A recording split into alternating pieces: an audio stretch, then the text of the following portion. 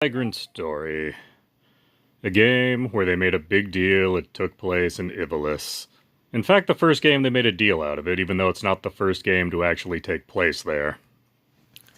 Cover. There is a little bit of a lie. It says 2 discs, and yes, there are 2 discs in this package, but they aren't actually for the game. See here, the game disc. The other disc is the Collector's CD Volume 3. It contains movies and, quote, interactive previews, which sound suspiciously like demos to me. And this game did things a little differently than most of the Squaresoft RPGs. It went for kind of a comic booky thing with the dialogue. It took a whopping 3 memory card blocks, which back then when you only had 15 blocks per memory card, 3 was kind of a lot for one game. This is a game that could really use a good remastering, because in order to really play it, you had to switch weapons almost constantly, and every time you did that in this version, you had to go into the menu to do it.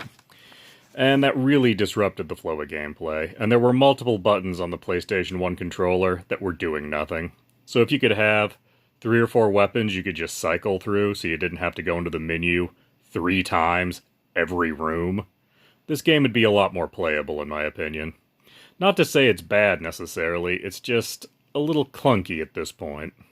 Overall, this was a pretty good game. There are some out there that consider it the best RPG that was on the PlayStation 1. I wouldn't go quite that far. I consider it an interesting experiment from Squaresoft. One that just needed a little bit more polish. And some of the ideas in this one would be used in later games. Specifically, Final Fantasy XII is rather reminiscent of this for a number of reasons. That has no talk of a remake or remaster anywhere in its future. This and Xenogears are pretty much just waiting for their remasters. Maybe one day. Maybe one day.